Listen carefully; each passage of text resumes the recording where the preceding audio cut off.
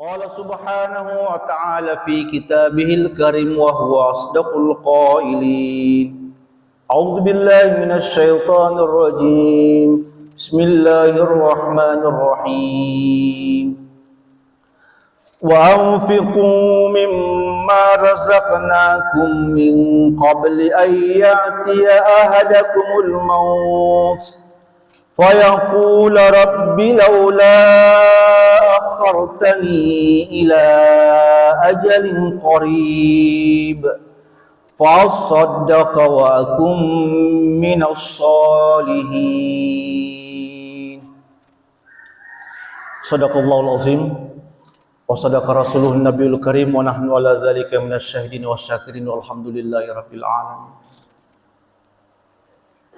Marilah kita kembali memanjatkan puji dan syukur kehadirat Allah Subhanahu wa taala, di mana pada Jumat hari ini pada angka sikit nawareng apa tiruapang Allah Subhanahu wa taala simata-mata pakatan raya akatan ngetari sisi arajan Allah Subhanahu wa taala sebagai ataki hamba rialena, sehingga kita menghambakan diri sujud di hadapan Allah Subhanahu wa taala.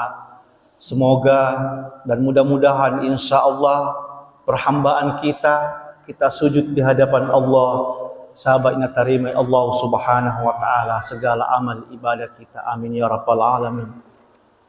Salawat dan salam kita aturkan kepada Rasulullah Muhammad sallallahu alaihi wasallam, Nabi sebagai uswatun hasanah, sebagai apatiruan rilinu dan hari akhirat yang akan memberikan syafaat pada hari kiamat insyaallah. Sininda tamalabikum kaman hadir Jumat hari ini kita berada pada bulan Rajab, kita masuk di bulan Sya'ban, kita masuki bulan suci Ramadan. Tentunya kita meminta doa kepada Allah Subhanahu wa taala sejak tahun lalu. Relori puang Allah taala maka dae puang tawarenga umur malampe orapi Ramadan yang akan datang. Alhamdulillah. Semoga kita dipertemukan Ramadan 2 bulan lagi ke depan insyaallah. Tentu kita tetap berdoa kepada Allah Subhanahu wa taala, karena kita semua tidak tahu yang namanya panggilan nafang Allah Subhanahu wa taala. Bahkan sampai detik ini pun kita tidak tahu ajalanna sedia rupa tahu. Karena Allah Subhanahu wa taala Maha mengetahui rahasia Allah Subhanahu wa taala. Ajal, umur, rezeki, kebahagiaan dan kesengsaraan itu rahasia Allah Subhanahu wa taala. Tapi semoga dengan doa-doa kita insyaallah na ijabai Allah Subhanahu wa taala sehingga kita dipertemukan Ramadan tahun ini dan sampai tahun depan, dan insyaallah kita akan mendapatkan pahala yang berlipat-lipat ganda dari sisi Allah Subhanahu wa taala. Sehingga tumalabikum kaman hadir tentu pada makutanaki bahwa di bulan Rajab apa yang perlu kita harus lakukan, amalan-amalan apa yang harus diperbuat kalau kita memasuki bulan Rajab. Kapak doangan ya ijabah na terima Allah Subhanahu wa taala ketika bulan masuk bulan Rajab. Ada amalan-amalan yang kita harus lakukan, termasuk memperbanyak ibadah sunnah, kemudian berpuasa di bulan Rajab, kemudian kita Isra dan Mi'raj. Mari kita memahami bersama bahwa apa sebenarnya makna daripada Isra Mi'raj. Karena Isra Mi'raj itu adalah perjalanannya Nabi Muhammad sallallahu alaihi wasallam tarime sumpah jali mawtu. Isra Mi'raj riwata kaleta ianya itu sumpah jali mawtu.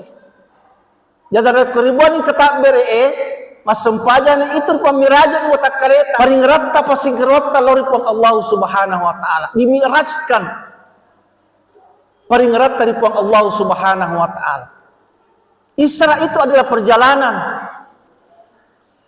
Allah langetai ini yewe kega masigi bola kantor jama-jama tak ya Allah langetai ini. Perjalanan kita masjid, rumah, kantor, tempat kerja itu perjalanan kita. Tetapi mana yang tersirat di dalam bahwa perjalanan itu menggambarkan bahwa titik akhirnya, titik finishnya adalah pasingkrot dari Allah Subhanahu wa taala majepi dia senge sempajangi. Jadi hakikat Isra Mi'raj wa takaleta yang itu sempaja 50. Jadi kapan-kapan yang meruntuhkan agamanya, maka dia akan meruntuhkan watakalena dan roalena. Bahkan